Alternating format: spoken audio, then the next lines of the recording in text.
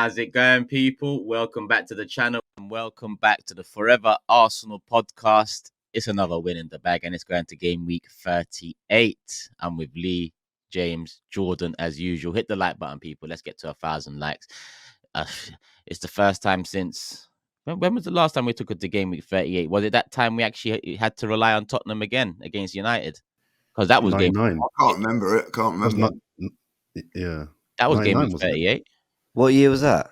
99. 99. Yeah, 98, 99. No? I was 4 years old. Shut up, Lee. Lee's attention's been diverted. Sorry. Was it a red? I think it was the red skirt, like, a good bit of red. I can't, what I mean? A good bit of red. We're here, people. We're here. Me and Lee just got back a few hours ago from Manchester, but listen, it's still 8 a.m. We're still delivering the podcast, so show it some love. Fair play to you both. That's all we ask. Show it some love. Now, don't go over the top with the fair play because Lee will get jealous. He'll be like, first time Turkish has gone to a game. Now it's fair play. Yeah, don't worry, man. Don't worry. If only you was there, James, to find out who was getting a bollocking for being late in the morning. If only you was there, yeah. If only you was there. No, I saw some of the messages in the group chat. I listen. Robbie Lyle, I'll tell you what. He takes the biscuit. They should actually name a biscuit after him, like Leighton Lyle. That's what they should do, What I couldn't believe though was I saw the messages, right? Some people weren't happy. We won't say names, but what really shocked me was, all right, I'm going to go ahead with Turkish. Then I thought Turkish made it. What time? I thought we'd have slept in. Listen, I've got to just bring this up quickly, like, and I know Turkish was smug as well. Like, listen, Loved it. He was sitting right behind. He was like the puppet master behind Robbie, like, with his hand going like that, like, you know what I mean? If it was me, Rob, if it was me, think about what you would say. He actually said, because Julian said it, he goes, when he said, where they're taking the piss now. I'm here, Rob. That's what he actually said that. Right. Now, what it was a checkout time of 11 a.m., right? Okay. But there was no time for what time we got to be down there, like, So a couple of us asked can we have a checkout, 11:30, and we come down at 11:30. Yeah, but James, they asked at 10:59. That was the issue. That was the issue. And when you've got someone like me who's ready, then the benchmark is already set. And also, there has been revealed by Cecil a message saying, like, we're checking out 11:30, like, and Robbie never said we've got a meet time at 11. But anyway, I ain't saying too much. I hold my hands up. I was wrong. There should have been a vlog from this trip, man. So do we take a play? We had such a laugh and great night out. And I've got to say, Cecil just made the night with his show. It was unbelievable. Like, he really. I didn't know he was doing a show. Suddenly, messages propped in a group chat from Turkish, and I was like, "Is that Cecil?" What was going? I didn't know what was going on. I found out on the day, James. Yeah. So listen, not on the day, but I kind of knew about it. But because me going to Manchester was a late call. Was you late getting up there? Welcome to Manchester. Nah, man, I wasn't late. I was on time. That's not what I heard. We was 30 minutes sitting around waiting for you. Like, I was bang on time. I heard you was late to meet Robbie. If we're gonna get into that, but yeah, listen, James, yeah, and Jordan actually. So I don't know about the event, but I know. All right, we're probably gonna go out. So I brought some, nice gear and whatnot. So I'm thinking, we're gonna go see Cecil. Bro. We bought some pink socks. But anyway, Cecil on Love Train. We'll see that, and then we'll go out. So I'm dressed up to go out. I'm not dressed up for Love Train, so I've arrived outside Love Train myself. Yeah, dressed in a. What's Love Train? What is Love Train? It's the name of the show. Like a 70s show. I found out then that it's because I got out of my car. I'm seeing people in wigs. I'm seeing people in 70s gear. Just all. It was just mad. And I opened my phone. I messaged Cecil. I said, I look like the fucking dealer for this event because I was the only one dressed the way I was. And then imagine, I have everyone going through the queue. 3 of the security, you mate, can we search you? I have everyone there. I knew I had to laugh straight away. I even showed the security the message saying, I know I look like the dealer here. It wasn't meant to be. I don't know what the hell I'm at. I'm here to support my friend. But I'm happy I went. I'm happy I went. What was it? What was the event? Sorry, I'm. It's called the Love Train. They all just dance on the stage. They're like different characters, and Cecil's a character in the. Gordon, you are the most you might as well not even bother. He actually does it. What see ya. So have a lovely day. Have a good day. Take care. Don't wave back to them. Oh dear, love it. No. Yeah, so he's in this character, and he's like giving it all the sexy moves, right? And there's a part of the show, right? I don't know if you've seen the Invincible shows where Julian's moaning about not getting a shirt, right? So he turns around and says, "As I'm your mate, when you're throwing out the shirts, can you make sure that I get one?" So he's unbelievable. So in the part of the show, Cecil has to rub it in between his legs, you know what I mean? And then he gets this shirt and he throws it out to the crowd. Well, Julian, some male stripper thing. He's got his clothes on and he's in his 60s. So anyway, he throws it and Julian does a David Seaman and a girl comes along and nicks it. So he didn't even get a shirt. It was poetry. And honestly, we're on the way back yesterday. This is why we should do a vlog, you know what I mean? They're on the way back, and all of a sudden, Julian's gone, "I didn't get that shirt I was promised." And they're having an argument. Well, I threw it. I have to throw it into the crowd. You've got to get it. He goes, "Well, I'm only 5'5". I couldn't get there. No one could do anything about your eye. He won't remember. He won't let that go as well. You will be hearing about that in America. I didn't get that T-shirt. T-shirt. Yeah. But yeah, big up Cecil. Big up Cecil. It was absolutely brilliant. Mad, he was absolutely hour and a half on stage. The man's a showman. Yeah, he's definitely a showman. I'll still rip you, bro, but big up, same way. Let's get into. Actually, before we get into it, I swear on Predicted 11, James, you had a match bingo card, right? How did that? I did, and you know what? All eyes down. Because I know what I'm talking about. I'm the host now. Oh shit! What's this bingo? So I love a bit of bingo. There we go. Oh no, you know what? I'm the host, but I need Turkish to whack the thing on screen. So I'm not that good. I just thought I'd fix my authority a bit. You can move the positions around. But... What's going on here? What's happening?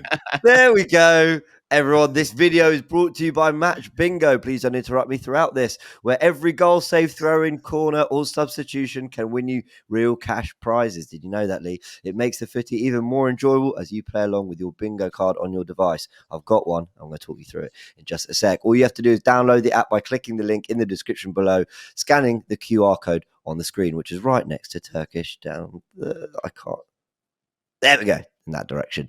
Once you're in the app and you've grabbed yourself some bingo cards to play along, as events happen in the game, your bingo card will automatically get stamped. That's the best bit. You'd have to stamp it yourself or do it automatically. If you're the first to complete a line or the full house, then you win. You can buy up to 5 cards per match to increase your chances of winning. But the guys at Match Bingo also have a completely free game every single week that you can get involved with, such as their special goals game, Bingos, and other selected games. Now, for this Man United game, there was a £1,075 prize pot on the Man United Arsenal game. And now for the Arsenal Everton game this weekend, there is a prize pot of £275 as well. Every card purchase also supports the Stroke Association, which is fantastic.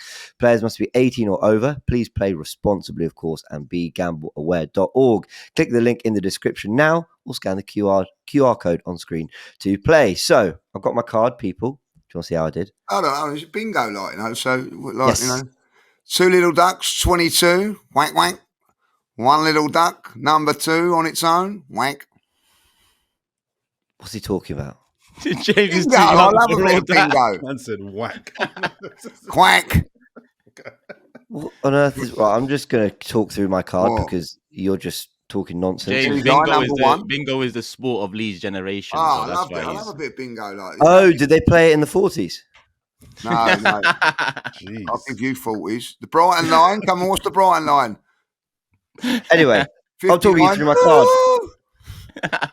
through my card. So, As you can see on the right, I've got all the Arsenal-related events I needed. On the left, I've got the Man United events. You needed 3 in a row, so that's 2 Arsenal events plus 1 of the neutral events. As you can see, I came close. I had an attempt off target.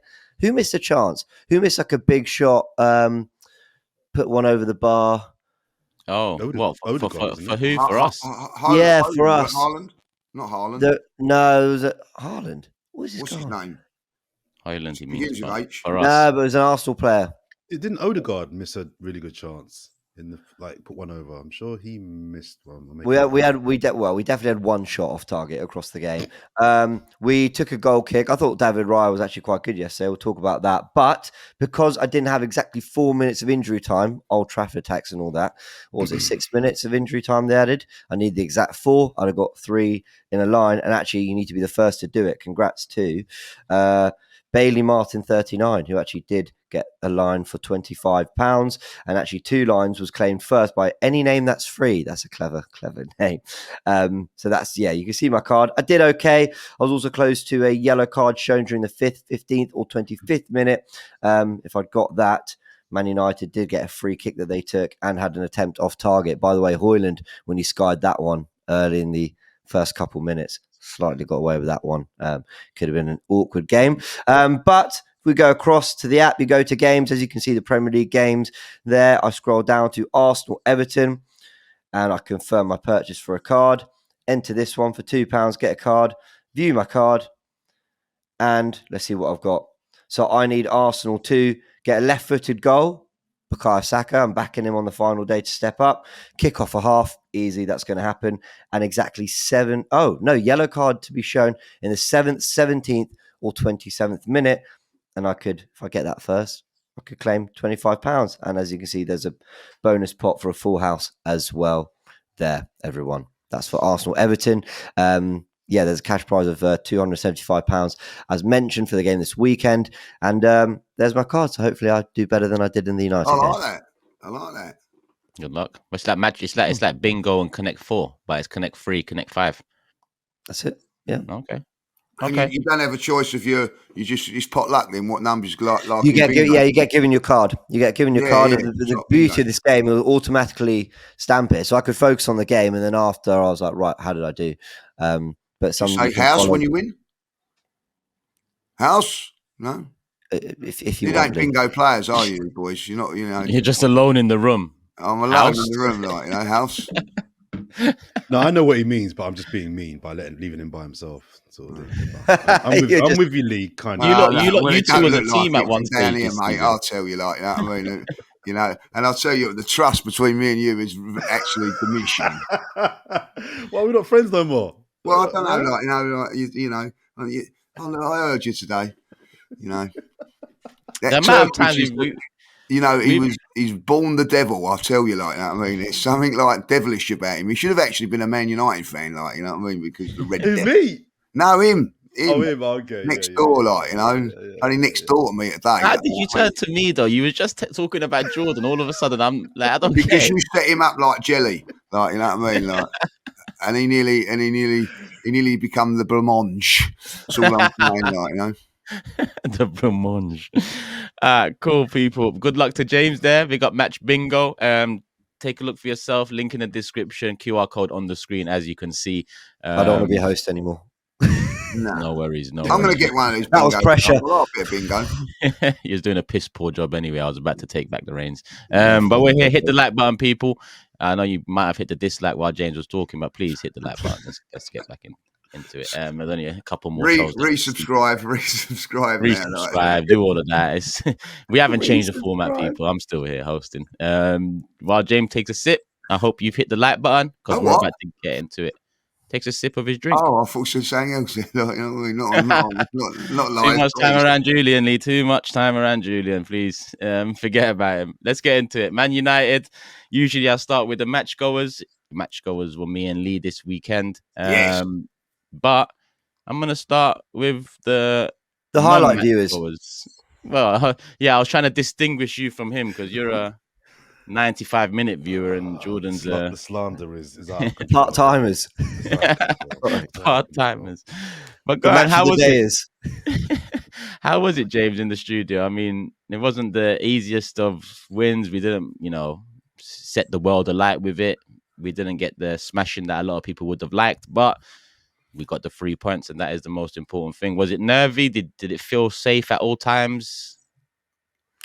I've got to say, title race nerves and pressure, and you'll know that I'm not accustomed to this. You don't see the game clearly, because this is, and I know that this isn't going to make any sense, but this is genuinely how I felt before the game. Pretty calm, wasn't nervous. Throughout the game, I don't think I didn't feel in game we were playing well at all. I wasn't that nervous about it though. The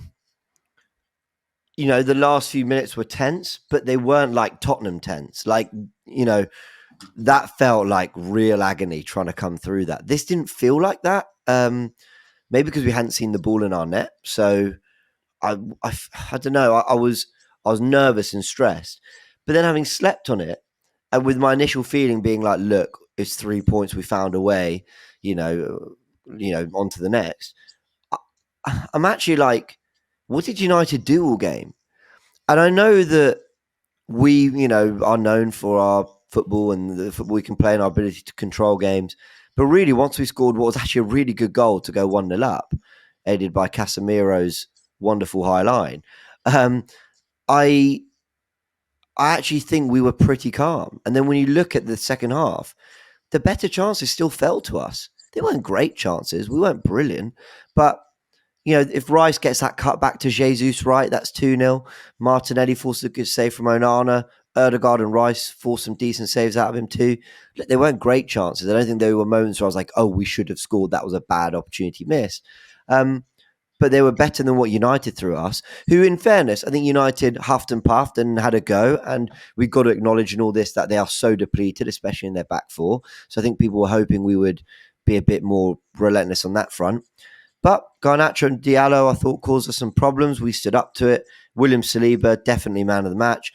No one I thought was brilliant. Partey struggled. Rice, I think, was too far from the action for a lot of the game.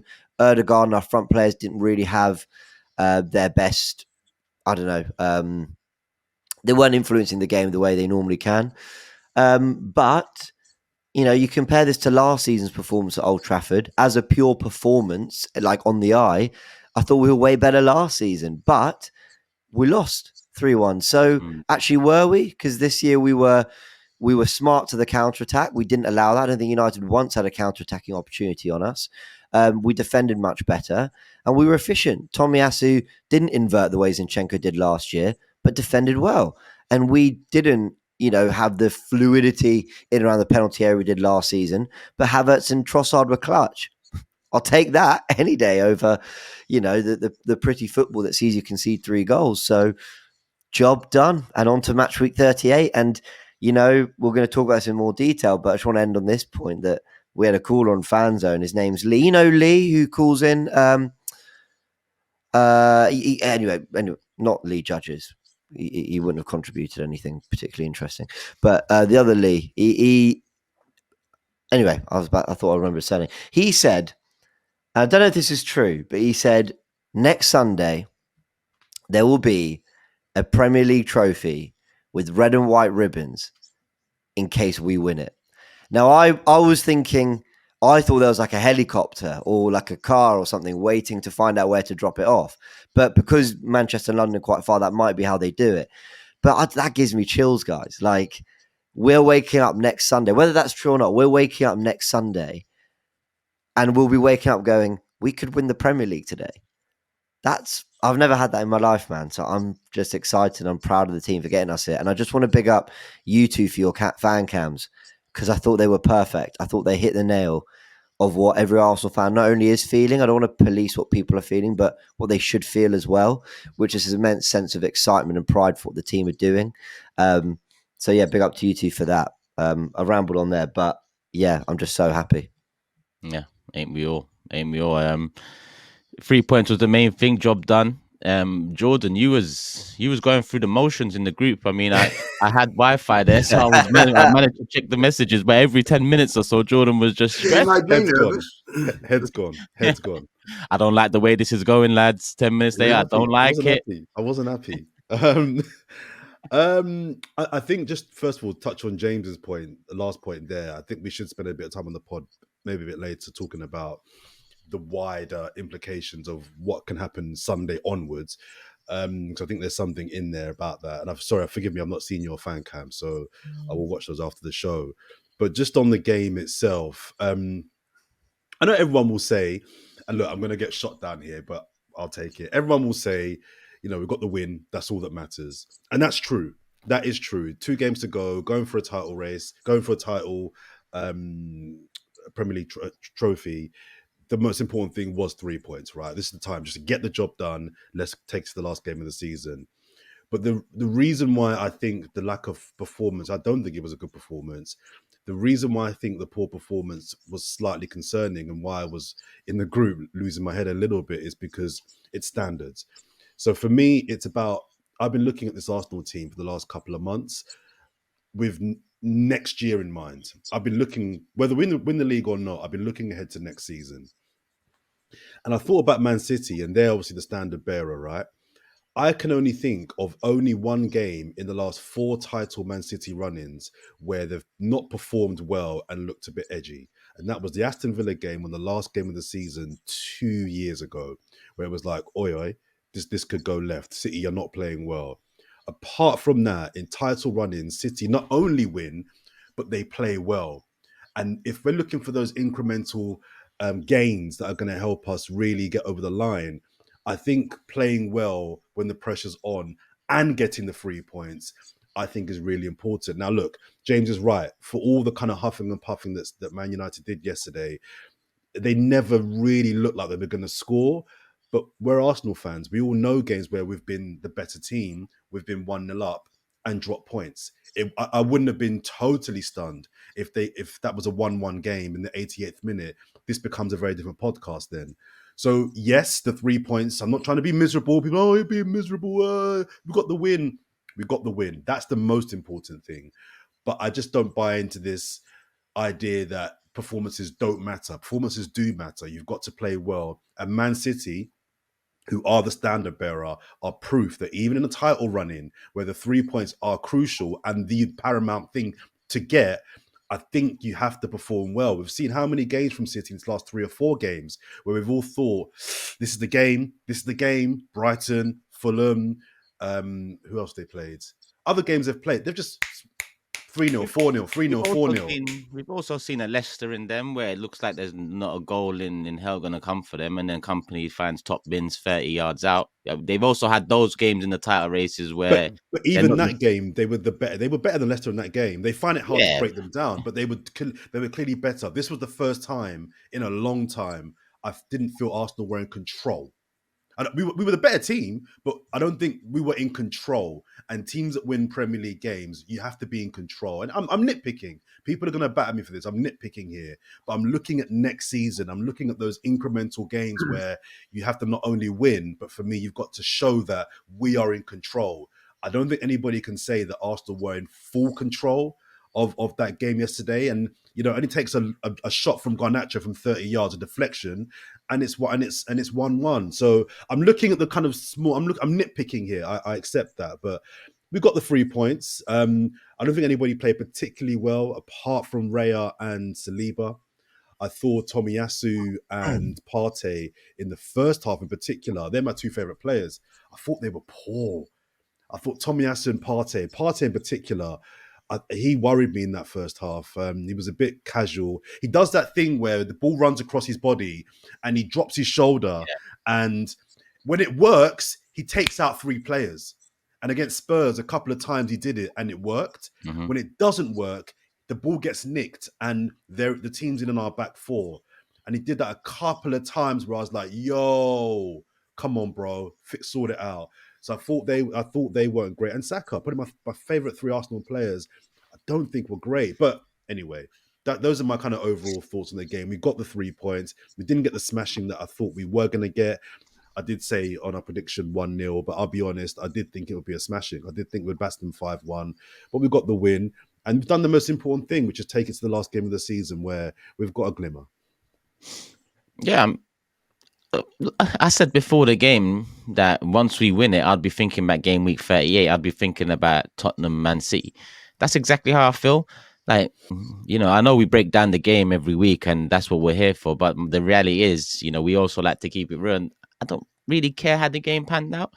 It's just the 3 points. I agree with what Jordan's saying. It wasn't the best, and I feel like we was controlling it defensively, but we was doing that for a lot of the first half of the season, but still conceding a goal here or there. So people can say you're never fully in control when you're relying on it solely defensively, because our midfield was non-existent. I mean, Partey was the work, in my opinion, quite poor on the day. Rice and Odegaard, in my opinion, again, I was at the game. I didn't watch it on TV or all the highlights yet, so I've only got that in-game view of it.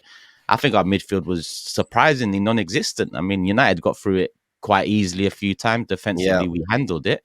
But when have we ever said that this season? Or everything that's built to this stage going into game week 38 with a chance has been off the back of our midfield mainly. Rice and Odegaard have probably been the top 2 players for Arsenal Football Club. Maybe you include a Saliba, Gabriel in there defensively as well. That would make your top 3. Non-existent against United.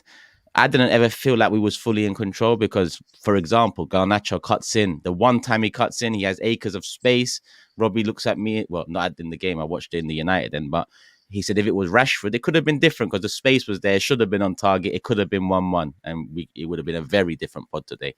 But we got the job done. 3 points. The pressure's now on, Man City to get it done against Tottenham, and then it's on them to get it done against West Ham. All we could do, Lee.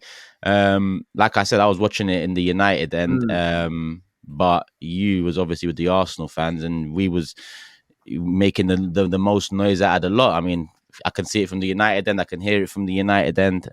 Not quite the Old Trafford that we've seen in years gone past. No, I thought the fans yesterday were outstanding. It was just an absolute pleasure to be in there. So first and foremost, I listen and I get what all of you are saying there. Like, I think a couple of things have got to be put into context. Like, we haven't played well in those 2 games, Tottenham and Manchester United. They're our biggest rivals away from home.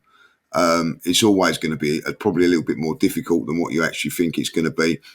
I'm with Jordan a little bit. I come away from the Spurs ground a little bit disappointed that we didn't smash them off the opportunity of getting ourselves in a position to do that.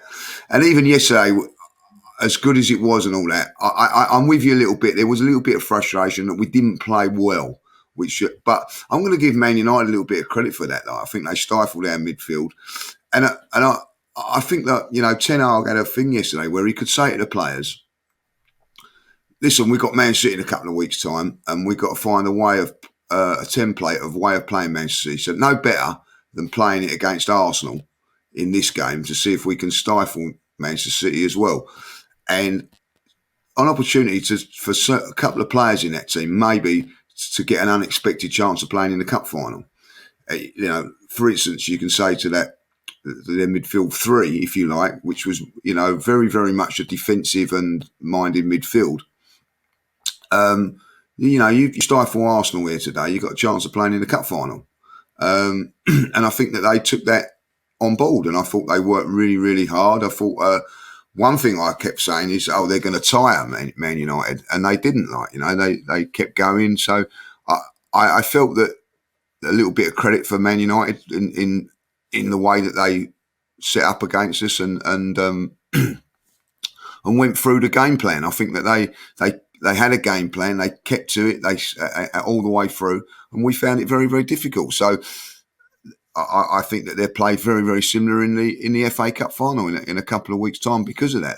So I felt that was something that we had to get over, and also I think when I look back on it and the context of it all, once we went 1-0 up, I thought we started off really well, by the way. But once we went 1-0 up, we'll all be fuming if we would have been bombing on and got counter-attacked and it was 1-1. We're going, what are we doing that for? It was 1-1. I felt that we was really like, okay, we're 1-0 up here. We're not going to give it away. Let's make sure that we get the 3 points. I think there was a little bit of that because of the context of what we've got to do. We had to win the game. It was more important that we won the game instead of maybe gambling that we could get a second goal and we could end up drawing 1-1. And in the last 10 minutes, I'm with you on that, James. I was nowhere near as panicky as I was at Spurs. I felt that we was comfortable. I thought Raya played very, very well as to give us the confidence. Every time the ball went in, he caught it, went on the floor. I wasn't nervous. I think he made me more assured, where I think in the last game maybe he didn't. But this one against Tottenham, that is, I thought that he did. And I felt that I haven't seen the whole game back. I've just seen the highlights. But I look at it now and I'm thinking,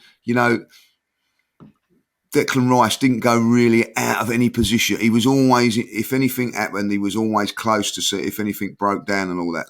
So I felt I can understand the frustrations and all that, because they were there for the taking. I look at them really. That back four was there for the take. Was particularly the two central defenders, but we left Havertz very, very isolated at times because our two wide players were tucking in and making it very, very difficult for them to break down.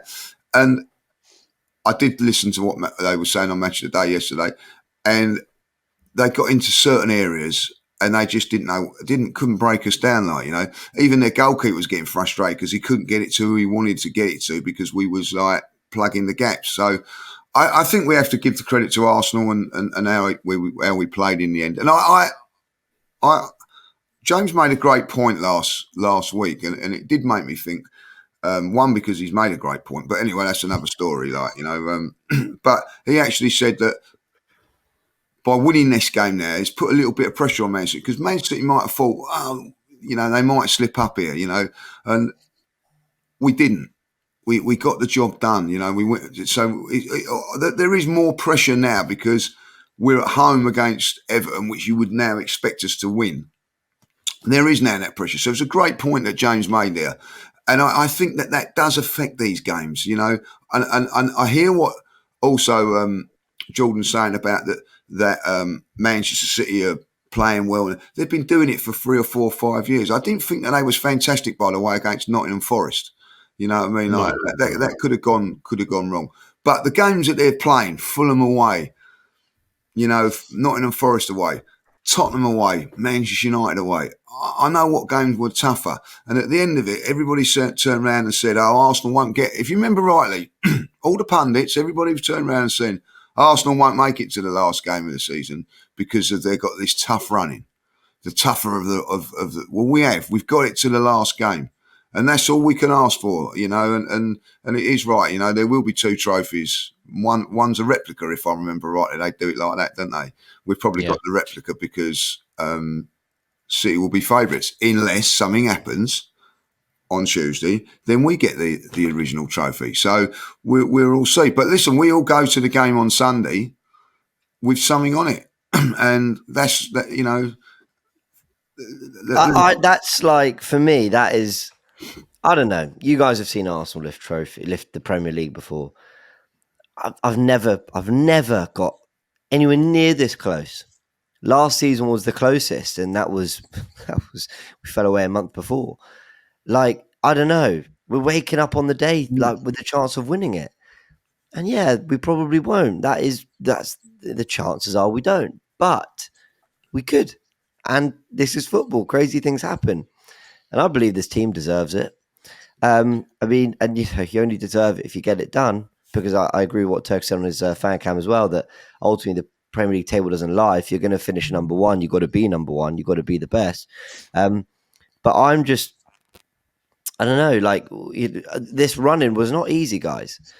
It's such a shame about that Villa defeat. But really, it's like, when you had in there Brighton away, Chelsea at home, who, by the way, have hit form, Wolves away, who have had a very solid season, been beating teams at Molineux, Tottenham away, Man United away, and we've come through almost all of that to put ourselves in this position. I mean, it's a staggering response to last season's run-in. Staggering. Because I remember the expectations when we were talking this pod were like, take it to City, at least the last few games, at least push them, be within a few points at the very least. That's what we expect, is that we challenge, the whole no divine right to win it. But we're pushing them all the way here. We're making them really honest. Now, I thought Jordan, you touched on something. You kept saying you were being really negative. I think there's something in it when you were talking about performance, and you kept talking about for next season. I was sort of like not guilty of saying, I kind of mean it, but like, look, we won at Old Trafford. I don't care. We got through it. And I do feel that way. The only thing I would say is I hope what happened at Old Trafford was just a focus on defending them and respecting them. And maybe we were a bit too cautious more than it was nerves or anything. Because if we find ourselves in a position of nerves come Sunday where actually it might be in our hands, actually, you know, we got the opportunity to get the job done. Then I think we lost Jordan. Then, you know, I don't know. We showed some nervy signs against Man United, and I hope, you know, that doesn't come through on Sunday, even though it'd be completely understandable. That would be the only thing that I'd be concerned about from the United performance. Other than that, like, you know, just claim the 3 points. And, you know, but what was that? Our first win in front of a crowd at Old Trafford since 2006. Is that right? Yeah. 16 years, yeah. I know we won in the FA Cup to knock them out of the quarters. I do remember that. But Welbeck goal, but yeah, Adebayor 2006. I think Fabregas assist, was it? Or nah? Yeah, Actually, lovely pass that. I mean, actually, was that the one? Yeah. I think that was That the was last time in the league we won there in the league, yeah. in front of a crowd. Yeah. Yeah, mad. I mean, we've all given our overall thoughts on the game. I don't think there's, you know, anything to delve into in terms of particular players. I mean, I gave Havertz big credit for that moment, which Yeah, brought the brilliant. goal, because it was very smart. And I think Saliba as well, defensively, anything that he had to deal with, monster. But aside from that, I think overall thoughts is probably the best way to look at it, because it was about the 3 points. I want to ask you both thoughts. How much do you believe that Tottenham might get something out of City? Because for me, after that Fulham one, I was very deflated, and I do feel like City will go on to win the league. I feel like they will win the next two, Tottenham and West Ham, for fuck's sake. I just can't see it. Robbie, on the other hand, does see it. Robbie asked me why the hell I thought Fulham would beat them or take points when they haven't done so in how long. He says, look at Tottenham's record against them and so on. But how are you both feeling? James, let's start with you, because I kind of know how Lee's feeling about it, because Lee was there when we was hearing Robbie talk about Tottenham's chances. But is it over for you? Like, would it take a miracle? Like, how much hope do you have that it could be in our hands come Sunday?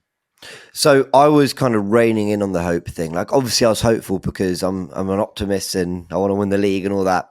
Until we crossed the Old Trafford hurdle, I always just felt we had that coming. Like, I always just thought we're all going, are they going to draw to Fulham? And I just always felt like we still have to go to Man United. So like, we've got all this hope for like these other teams that definitely shouldn't beat Man City when we have to go to a team that were playing Champions League football this season, albeit have been really poor.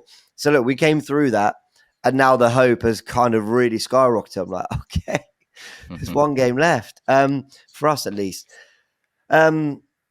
For me, it's so simple, and I'm just repeating what I said on the last podcast, but for anyone who missed it, I really want to make this so clear. Tottenham, they have to have genuine motivation in that game. Yeah. Genuine motivation. And I'd never bought this whole, they're going to throw it. I was watching weird thing to do. I was watching very carefully the celebrations of players across the weekend. In a lot of games like Bournemouth, Brentford, where there's nothing really on it. You know, obviously players want to finish as high as possible, but, you know, and other games, Chelsea, right, who are going for Europe, to be fair. And don't tell me these players don't care about winning football matches and scoring goals. And, you know, Tottenham, Van der Ven celebrating his winner against Burnley. You know, that wasn't a player who kind of felt that top four was done and there was nothing really to play for. He looked over the moon. And for all the whole, I do believe there is, you know, pride and, you know, professionalism and all that. I really believe if we are to get what we want out of Tottenham in this game, they have to think top four is doable. Now, I needed them to I couldn't believe it. I celebrated their goal against Burnley. Honestly, when I saw it went 2-1, I was like, quietly to myself, because we need them to have something to play for Tuesday night. Now, Liverpool have to do the job. If Villa win tonight against Liverpool, and when you're watching this might have happened after, but if Villa win, my hope really does deflate quite significantly. because, Spurs might huff and puff for 20, 30 minutes. But what's the incentive when they're 2-0 down? When they're 2-0 down, what's the incentive other than just keep it tight? All right, we lost it. Top four was done anyway. Let's not get humiliated. We need to know that if they're in a position of 2-0 down, they actually still have a reason to fight back and try and win that game, which sounds crazy, but like we need them to genuinely need something from that game. And actually to put Tottenham fans under pressure a little bit, because we need Tottenham fans, those goals go in the back of the net, to feel like, well, at least it might get us Champions League football, because at the moment they're just thinking these goals are going to win Arsenal the title. So that's where I am. They need to have something to play for. James couldn't have put it better. Like, if you look at Manchester City's last few games, what was their toughest game? Nottingham Forest. Why? Because Nottingham Forest were fighting for relegation. Yeah. They're fighting for a Champions League spot. Now, I watched Manchester United yesterday. They worked their socks off. Now, are you telling me that Manchester United want Manchester City to win it? I don't think they did, but you wouldn't have known that yesterday. There was, I give Manchester United players every bit of respect for the professionalism they showed in that game. Now, Tottenham, for instance, I think if Aston Villa lose to Liverpool today, or draw, and Tottenham beat Manchester City, Tottenham are favourites for Champions League. Now, if you're a player, there's no guarantee you're going to be in Champions League and in this position next season with Tottenham or with as Newcastle was seen this season, or where you have an opportunity, you have to take that opportunity. So what could happen is that they go, say if they do blow it like their fans are saying, right? We're not bothered, and Manchester City roll them over. And then they beat Sheffield United and they miss out on the Champions League by point. And we go and lose to Everton, right? There's nothing guaranteed that if they beat Manchester City that we don't have a bundle of nerves going into the Everton game and mess it up. That's how they've got to look at it. Now, whether they will or not, I don't know. Don't forget they've got all these the little songs going out, like, I see it, on their concourse, on, like the Spurs band, by the way, are singing "I'm City till July." You know what I mean? Like, realistically, come on, this is, they're getting paid by Spurs to sing those songs. Realistically. I get it though, right? Everyone's hating Tottenham for I get it, but you just keep it. I do get it. I do get it, but you keep it under your hand. You don't actually buy, like, we'll all start singing it in the concourse and all that, like, you know what I mean? But listen, that's up to them. I personally think, and I'm going to say it now, I don't think that they're good enough to beat Manchester City, if I'll be really honest. But if they do, I personally do believe that Tottenham will get Champions League football next season. Yeah, I agree. Now, to get Champions League football is something that they need to have. So wait and see. The perfect scenario for them is to beat Man City and us to mess up, and then they can say, look, we even give you a helping hand and you blew it. That would be the motive if I was a Spurs fan. But I just think that, you're right.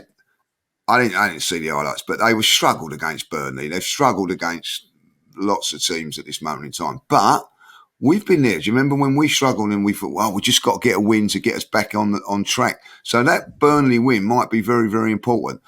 I think tonight's games, as you say, it might be over by now if you're watching it later on. But I think like the Liverpool Aston Villa game is fantastic. I feel that for anything to happen, Liverpool have got to get a result at Aston Villa. If Aston Villa get the result, then I can't see Spurs being 100% motivated, because it can't happen. Sorry, guys, my laptop blacked out for about 10 minutes there.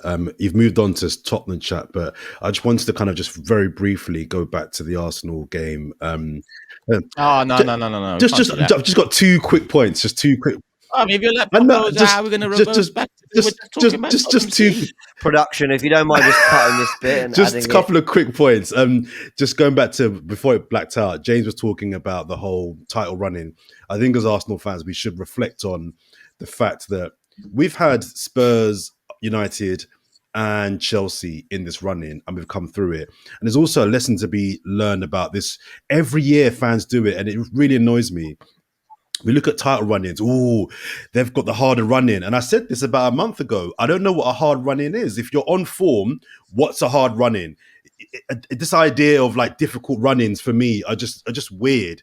And for us to come through that run-in unscathed, bar the Villa game, I think as Arsenal fans, we should be proud of that. If I'm not mistaken as well, has Saliba got man of the match in games away at City, United, and now Liverpool? I think that's correct. So I want to big up Saliba because I think this season Gabriel's got a lot of the attention, and rightly so. But Saliba is still the Don. And I think in those big games and the parallels to last year when he wasn't there, I think are important to note of his absence. And tackling, this might sound like a really weird point, but we're really good at tackling, you know. As a team, we are really good at like defending and actually the art of tackling. I've watched us for a while now this year. When I lose a duel, I'm upset. Yeah, 1-on-1. We actually, Rice, Saliba, Gabriel. That was my Lee Judge's impression. Oh, I thought that was Guardiola. I thought it was your Guardiola impression. It was Mikel. He didn't even watch the documentary, people. He didn't even watch the documentary. But I just wanted to kind of flag that we know our defensive record is really on point, but a part of that is the fundamentals of defending. We're very good at defending. And yeah, the whole my point I wanted to make was about the whole run-in. We've come through it, what was a difficult run-in, pretty much perfect. So just wanted to flag that. Sorry, back to Spurs. No, thanks. Hopefully Liverpool get a result. And we're good at tackling. Enlightened. Yeah. But big game that at wisdom Villa Park. from me, there you go. We're quite good at winning the ball back. So hope you enjoyed the podcast. There was 3 things I wanted 100 likes there, by the way, you know what I mean? It's 100 unsubscribed. I'm looking forward to you know how Turkish will fit 3 topics into a title? He'll put Saliba man of the match, big game at Villa Park, Arsenal can tackle, Fourever Arsenal episode. Arsenal can tackle. One. You're a wanker. Back to Tottenham. It's though. actually a good point, though. You are right. You actually are right. We are good at it. Back to Tottenham, though. I think there's more chance of them handing over goal difference to Man City than there is us being, you know, the goal difference is now what, a difference of 3. It'll probably be 4-0 Man City tomorrow night. But can I say, though, that the goal difference thing, it matters. I'm very wary of saying this, and then we lose it on goal difference on the final day. But I'm just trying to provide. No, it matters. Fact. No, of course it matters. But just hear me out, right? So we got a goal difference of +3 now. If it comes down to goal difference, they have to have drawn a game. So that's one game where their goal difference doesn't go up. If we win our final game, which we have to again for it to matter, then our goal difference is a minimum of +4 if we win at 1-0. So they'd have to win 4-0 in that other game. Now, they're very capable of it. They've been smashing everyone 4s and 5s recently. But that's on the basis we only score 1 against Everton. Maybe it's 2, maybe it's 3. I don't know. I mean, trust us to show nerves on the day. I'm not saying it's not possible. If someone said to me, they draw to Spurs and then beat West Ham 5-0 on final day and we win 1-0, like that wouldn't surprise me. Those are all very plausible results. I just think it's not as people see it as +3 as like, oh, it's not quite like that, if that makes sense. Like there is this shows the multiple different angles and mental gymnastics we're doing, because the way I look at it is, you know, they smoked Tottenham 4-0. Their goal difference is up on us by 1. They're losing 1-0 to West Ham, 87th minute. You know, we're winning. They pull out an equaliser, but because their goal difference has been sweetened from the Tottenham game, that equaliser becomes the equaliser to win the league. They don't even have to win the game because they're good. So there's many. I didn't even see it that way. There's many. Imagine that, bro. Imagine they score an equaliser to win the fucking league because they smoked Tottenham. Yeah, that would be shit. Listen, I'll go back to 89. You know, Liverpool were playing West Ham on the sort of midweek before we played them on the Friday. They were 5-1. They won. You know what I mean? And West Ham scored a consolation. I don't know when it was when they scored it, but they did. And that goal meant that it was only 2-0 that we had to win at Anfield. So at the end of it, we will know what we have to do on Sunday. what and it might be the case that we have to outgun them. We might have to get 2 or 3 goals. We will know when we walk out, we know everything that we need to know. The chances are we've got to hope that they mess it up, but the fact I think that's my main message, Lee, that I know everyone's worrying about it now. I'm like, let's see what we need to do Sunday. It's just we are, you can say unfortunately or fortunately. Fortunately, I've seen this happen before. You know what I mean? Like worrying about that Anfield game and West Ham didn't turn out. It just got done by an absolute beast of a team. But it meant that we knew we had to get 2 goals. Who knows, if we'd have gone up there at Anfield that day needing a draw or needing to win 1, then we might not have done it. I don't know. You just don't know. And I think that's the thing now. See what happens tomorrow. I don't urge everybody to enjoy it, but listen, there's something on it, and so try and just see what happens, and whatever happens on Tuesday night, we go with a chance of winning the league on the Sunday, and there's only one other team can say that. And that's Manchester City with all what they've got. No other team can say they've got a chance of winning the league. We have. Lee, it's going to happen, Lee. I'm telling you, we won the league against Everton on the last game. Well, the league was won 4-0. Tony Adams, half volley.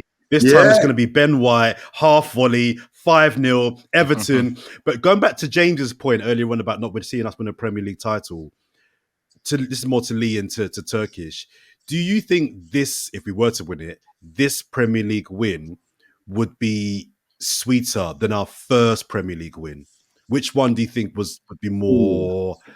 Would you feel was the what's the word? I don't know. More impactful Premier League win, the first or this one? More impressive? More impressive. The first was more impactful because potentially we don't have this one without the 97-98 one. By that, I mean 97-98 was the beginning of our new era. And that's when the Invincibles came in, the Henrys, the Vieiras, the Petits, and, built on the Adamses and so on. And, a strong part of our heritage and history is from that era. So I think 97-98 was massive. Agree, yeah. Lee? Do you know, it's a great question. And just thinking about it, when I first started supporting Arsenal, we was never looking like ever winning the league. And George Graham come along and give me the belief of that. And then obviously we won it. And then I went through a stage when Man United were dominating Newcastle and we was nowhere near it. I thought, well, we're never going to win the Premier League. And then Arsene Wenger come along and we won the Premier League. 4, 5, 6 years ago, I actually said Arsenal will never ever win the Premier League again because of the way football was with the Chelseas and then the Manchester Cities. I thought, we'd never be able to do it. I got a bit of belief back last season that maybe we could. And here we are going into the last game of the season with a chance of winning the league. So I think that it's a big thing. Do you know what? We lost the league. Do you remember when we lost it at Leeds one year? Harry Kewell handball. We lost it at Leeds twice, didn't we? Once away and once at home. I walked out of the stadium thinking, Man United won it. Perhaps we didn't do enough to win it, but I feel we've done enough to win this league. I think we deserve. When you turn around and go, oh, yeah, well, the table never lies, and I get all of that, but I do think, and I'm not being biased when I say, I do think Arsenal deserve to win the league this year. If I was a couple of Man United fans come to me yesterday and said, you do deserve to win the league, and I hope you do. I know that they've got the thing about the 4 and all that. But I do believe that we deserve to win it this year. I think we've been the better team. I think it'll be very significant if we do win this one. I think it'll be bigger. It's fully happening. It's happening, Lee. It's happening. We're going to win the league. It's going to happen. It's going to happen, man.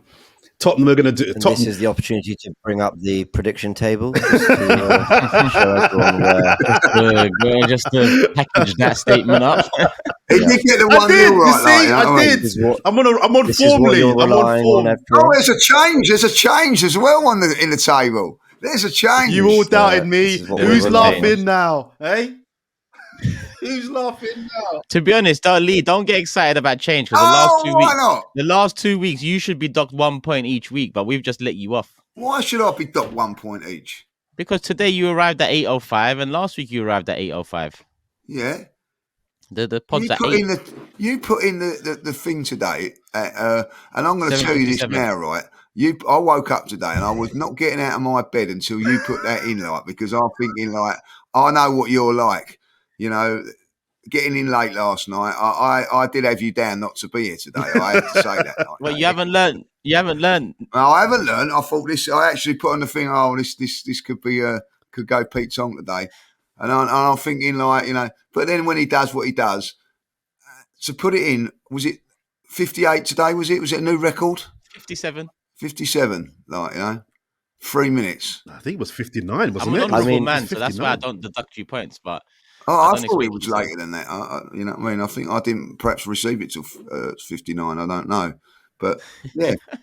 You know, this is what we have to deal with, the unprofessionalism. That should be in about an hour before. You know what I mean? He should be prepped, you know, ready to go and all that. 57, he puts it in the night. Because he's trying to take points off us, boys. But, you know, we're not having it. Sorry, I can't go down to reception and extend Fourever Arsenal start for an extra half an hour. That option's not available to us over here. But Hang on a minute. Can we focus here? I is got my what it first is. correct prediction of the season. Can we just, like, acknowledge? You know, Oh, yeah, congratulations. Thank you very much. Yeah, well done, like. Well done, James. What are you having for breakfast, mate? You didn't get a single one before that. That's what I'm saying. Isn't it? Nah, he did. Wait, he did. And we've got to believe what he says about Tottenham. I'm telling like. you, Tottenham, it's the most Spurs thing. Wait, that was Jordan's first James can't predicted believe it. No. He's on a roll now. I'm on Leave him form. alone. He's on a roll. Second. I haven't updated that bit. That was last week. That was this week. So he's on 2 correct scores. Oh, right. Oh, it was my I was second. gonna say. Oh, I thought it was my first. Why has he only got one there then? Yeah. I forgot to edit it. I was in fucking Manchester till 2 in the morning. I'm waking up at 8 a.m. here, pressure on my neck because you lot. You know, I think you should be Dr. Point. That's part of your job. You think I give a shit about giving this guy who's been bottom of the table all year a fucking point? Respect. I'd rather my 5 minutes more in Respect my bed. stats, okay? Respect my stats, please. All right. Yeah. Facts. Well Facts. done, like, Facts. Don't worry, I'll update. James has run away with it. Congratulations, James. You've done a fantastic job. You know. Don't congratulate him now. When does he actually get the star up? Because he is actually won it now. When does he get the star? Next season? Yeah, what next season? I don't want it this season. I want it next season. The new show, right there. Yeah. Yeah, it's going to be next season. You can't tell the FA when to give you a star. I'll give you a star when I'll give you a star. I never. He's the FA now. He's the FA now. Like, this is how big he thinks he is. He thinks he's bigger than fucking the podcast now by saying he's the FA. The FA is the Fourever Arsenal, no? Fucking attitude. That's what I say. So we're going to just like whisper. You don't even know the name of the pod, son. You don't even know. So hang on, we're going to just whisk past my correct prediction. Is that right? We're going to just like go past that. Yeah. Move on? All right, okay. Just. No, well done. Thank you.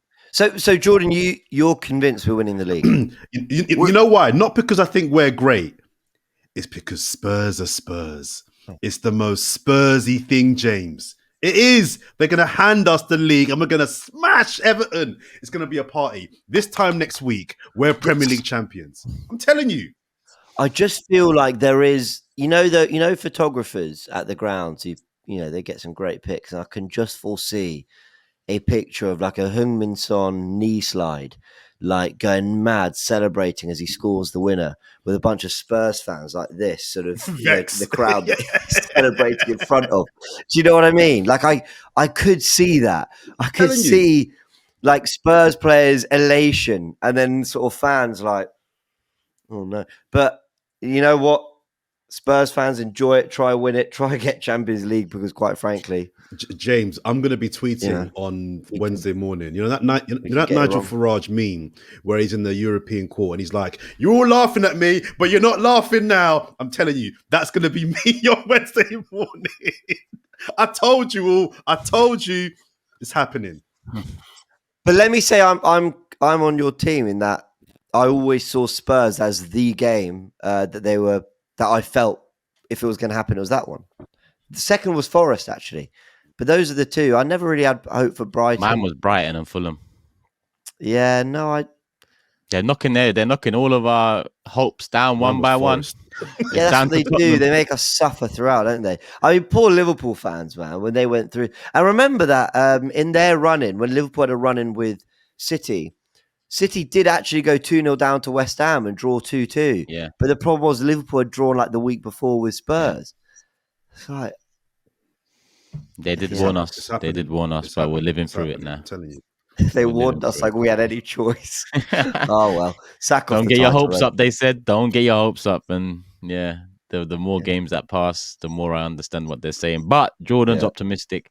He says in 7 days we'll be So where's the party, champions. Turkish? Come on, what Monday, where are we partying? That's what I want to know. Where's the Fourever Arsenal after party? Lee, where's the spot? Come on. It's the parades. On the streets of Islington, and it'll be like, we'll be there, like, you know, all four of us will be there. Jordan, I mean, I know you attended the West Ham one, so you're quite familiar with them. Listen, there'll be a bus. There'll be that's the idea. He can be our guide for the day. That's it. Listen, it'd be a fantastic, but you know, like the actual day, Sunday night, and then the they've booked it. You know, does happen, the parade, it'd be fantastic. They've actually booked it. Yeah. Like if you know, if it does happen, it'd be fantastic. You know, Monday. There was. Why did I just envisage Jordan on his phone Monday night going, that looked like a lucky scroll through the highlights of it. Listen, there were 5 minutes behind the scenes. There was a million people on the streets of Stratford when West Ham won their trophy. If we win this Premier League title, half of London is going to be on the streets. I'm telling you, it's going to be the biggest street party. Forget Notting Hill. It's going to be the biggest street party. It's going to be crazy. And it will go off all summer. Like summer? Oh, yeah. Arsenal fans will enjoy it. Yeah. They'll enjoy it all. Honestly, they will. And they'll milk it. And rightly so. I mean, look, we're now into very much of the dreaming phase of the podcast. It's not a dream, James. It's not a dream. No, it's not a dream. It's not a dream. This time next week, we're going to be Premier League champions. I'm telling you. Okay, guys. I just wish someone with a better reputation tells me that. Not you. I'm telling you, I'm getting more worried every time he says it. If he gets it right, would you give him 10 extra points? But I don't give a shit. Well, you can have whatever you want. Points, James. You can have whatever you want. Jordan, if we win the league, I'll put myself bottom. I'll pay. If I predict Tottenham's score right, I want 20 points, top of the league. I'll make you right. I'll give you 20 points. I'm with you. 10 points. If Spurs beat or draw, what are you going with? I think it'll be a draw. Okay. Spurs draw with City and we win the league on the final day. I think we give him 10 extra points. Just the 10. No more than that. Well, that only puts him on. I see what you did there, James. I see what you did there. 20 points. I think 31 plus 10 is 41. You never know. I could be late for the next podcast. Yeah. Just give me the wrong time. Next thing, you're champion. Incredible. What a turnaround. Okay, I hope Jordan's right. That's all I'm saying. I hope Jordan's right. Jordan, just a quick one before we move on to the predictions for the Everton game. We don't have to discuss it all, but let's just say Tottenham lose tomorrow. Are you still as optimistic that we will win the title? Like, do you have any hope? Is it all based on Tottenham? Okay. Yes. I don't see West Ham beat. West Ham would have to beat City, won't they? Even a draw won't be enough. They'd have to. If they draw and we win. If the goal difference should do. Nah, I don't see it. No. Okay. My fear is that with a team like West Ham, it goes back to that Tottenham concept. Without repeating myself, it's like, what's the motivation? Now, I actually have all the faith that West Ham might go into that game, defend well for 20, 30 minutes, might nick a goal. I don't know. But what happens when City get that goal, when they take the lead? What's the incentive to stay focused, to keep it tight, to whatever? What's the difference between 2-0 and 4-0? Personal pride. The season's done. There's just maybe they want to leave it all out there for David Moyes on the final day. The thing I give West Ham is they have a lot of individual quality. Mm. Like Kudus, Bowen, Paqueta can all produce something. Ward-Prowse, unreal delivery, set piece specialists. Like they've actually got tools to hurt City. I just think on the day, especially if it comes down to the goal difference thing, I can see City going, we need 6 today, do we? Okay. The question is, what do we do? So it's not that I don't think goal difference matters. I don't think it's a talking point yet, like a lot of people are mentioning. I think let's wait till we get there and then we know what we've got to do. So that's what worries me, that basically what's the difference between 3-0 and 6-0? They'll if they implode, they implode. Like they imploded at Palace the other day, they imploded at Chelsea the other day, and these guys aren't City, albeit they're in form. They're not City, these other teams. So that's what worries me, but we'll see. Cool. Everton, last game of the season. James, back to you on the prediction. Obviously, top of the table. Definitely the champion. You've done enough. It's not going to goal difference. It's not going to the last week of the season. It is over. But James, it's just dawned on me. I'm predicting what we're going to do on the final day of the Premier League season. What will our result be? Hang on, is this our last pod before Sunday? Oh, yeah. Well, what do you not think? It's worth? Nah. This is last pod before Sunday. Because the only other thing that can happen is either Tottenham take points from I don't know City, if Tottenham get something out of City, it might be worth doing a pod, before Sunday. Well, you know what? Actually, can I say I agree with that? Do you know why? Because if Spurs win, the goal difference thing doesn't matter. I'm thinking it'll be more of a nervy 1-0, 2-1.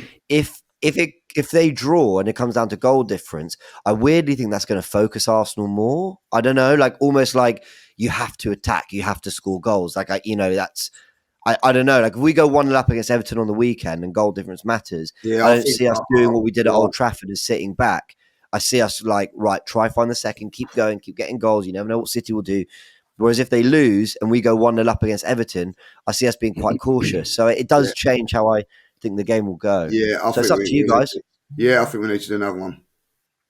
As long as you lot. Yeah, because like you could be thinking like, oh, we're going to win this 3-0, but then it could be an edgy game because we only have to win the game, and so it's City smash Spurs 4-0.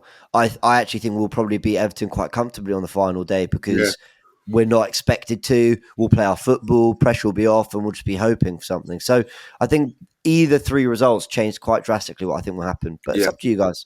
Yeah, I think so. Okay. Do a little bite-size one. Bite-size, another hour of a bite-size. Another hour bite size. Cool. We'll save it for then. Hopefully you agree, people in the comments watching the video as well. Make sure you subscribe, put a notification bell on, because there will also be a watch along for the Tottenham versus City game. So make sure you're here.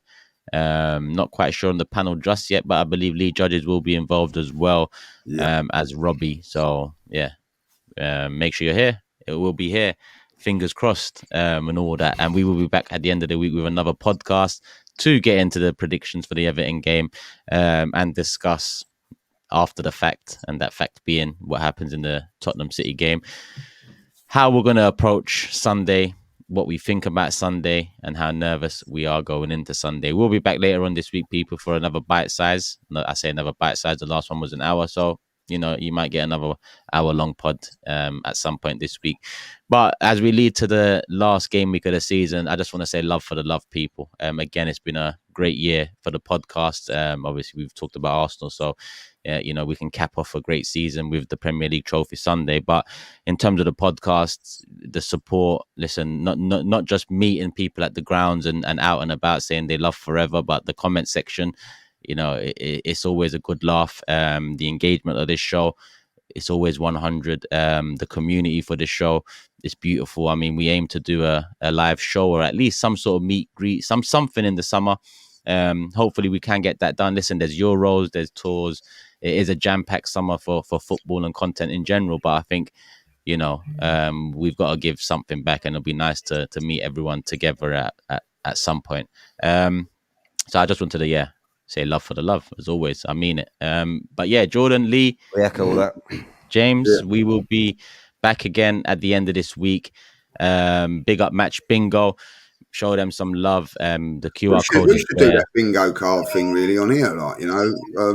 At what time, you know, Jordan's girlfriend's going to make an appearance. 10 past never. Just before we wrap, just want to say congratulations to Cesc Fabregas as well. Big up Fabregas. He won promotion with Como. Como. I think he got promoted well to done. Serie A. He's a manager. He's the next Alonso. I've thought for a long time Fabregas will make a great manager. I think he's the next guy on the rise. So big up to Cesc. Well done, Cesc. Henri's involved in that club too. So yeah, well done to him as well. Yeah, all right, people, hit the like button. Love for the love. We'll be back towards the end of the week. Make sure you. I was going to say check out Tactical Insight. I was going to say that, but you want to be a wanker about it. Well, we're not doing comments. Comments. I forgot about comments of the day. I got a few as well. Yeah, I forgot about comments. But I can't win the league anymore, man. What am I doing comments of the day for, man? He's on the beach. He's on the beach. I don't mean that. I mean the love for the love. I mean the love for the love. He's on the beach. It's because you lot ruined the flow. Usually it's prediction, then comments of the day. Now we're making predictions end of the week. Like, just... This has been the most random podcast of all time. We started with a story about Cecil, and then we talked about the game a little bit, but added no real insight. Then we talked about the Premier League. Then we talked about tackling. Then we talked about a parade that we're probably not going to have. And then we came up with all sorts of scenarios. Then we got Jordan to make more predictions, even though he's only got one right all season. Then we ended the show, and now we're back for comments. And even Cass has put in the private chat comments. I've got a comment here. Love the pods. That's worse than City's 115 charges. That's got to be minus 10. Come on, guys. No, what? Lee done that a few weeks ago. What the? How can Lee do it and I can't do that? He did. Yeah. Good, great Genius. comment. That's genius. Lee's Wi-Fi isn't great. But just so you know, I did have a comment. It's there. I'm not. Yeah, it's love the pod is my comment. From Paulie 124 star. Mark, Julie, Paulie, all of them love it. Trust me, I've seen a few of them. I'm quoting a few of the community. I've got a few because they were good this week, really good. They were. I've got one here. I think we mentioned it earlier on from Jordan Charles. Bite size turned into a full hour. Absolutely love it. I've got one here from. I won't pronounce his name next. I'll butcher it. But it says Jordan deserves some recognition. He may not be the funniest. He may also be negative. He might not be the most entertaining, and he certainly doesn't have the best opinions. That's it. Jordan. Come on, I had that one too. I was like, cheers. Thanks. Cheers. You know what I love about the comment section? Yeah, I read that, I laughed. I go on to the next one, and Gubby Fish says, "Loving the pod, guys. Big up Lee, James, and Turkish." Like, they are so subtle with their jab. So many of them. Just getting strays all day. Another one. I love these 1 hour bite-sized shows. Another one here. Okay, 28 points for Jordan in the prediction table. Sounds like relegation form to me, especially with Sharoy and Jess lurking in the promotion playoff places. Easy, son. That was my last one. They were good this week. Well done. They got a big game at Wembley. Liquid Gas says, I wanted to... So I had some of those ones where they're having pops of you, Jordan. So I wanted to get a nice one there, which I'll just follow in there. He says... Jordan's laugh is so infectious. What a guy. But then my best one was... Oh, there's this one from Strong123 Kid. I'm going to say this now as a classic Judge quote. If he doesn't say it, there's trouble in the building. Big up legend, the legend Lee. Do you notice you say it so often? Do you know, I've got that comment. I've got one that when Lee starts with, I'm going to say this now, you know, there's something serious about it. It's going to go down. I don't realise that I say that, you know. Yeah. It's mad that you get these catchphrases come in, like, you know, and people pick up on them. But I didn't realise. But there was a lot of them. There was another one like saying like, "I'm going to say this now." You know, people say that, but I don't. Fair enough. It's true. That's when we know you're locking in. We're all having fun, but the minute you drop that line, it's like, I'm going to say it now, guys. Now. Yeah. But he's always, have you noticed he's never looking at the camera when he says it? It's like, I'm going to say this now. Like he's sort of like looking around, like setting himself up for this big statement. But also, Rob Hernandez says, Arsenal win the league because City will drop points at Spurs. Andrew will play without the high line and shock City while proving a point to the media and everyone else that he can play a different style because of the recent criticism he's been getting. Remember this comment. Rob Hernandez 5520. I will remember. We will remember. We hope it's true. We hope it comes to fruition. Fruition, please. Fruition. I'm gonna say this now. Don't take the piss, James. And I'm going to say this now. It is the end of the pod. You can hit the like button. You can subscribe. You can show Match Bingo some love. The QR code is there. Link in the description as well. Bingo cards available for the Everton game coming up on the weekend. And as James said, he was close, but it was no cigar this past weekend against United. We'll be back for another bite-sized pod. How bite-sized that is, find out later on this week. But in between that, there'll be plenty of 42 minutes. Tactical bias. Watch along tomorrow for City Tottenham. Make sure you're there and all the other content to filter out after that. Leave a comment. Love for the love. We're at people. Peace. Wank, wank.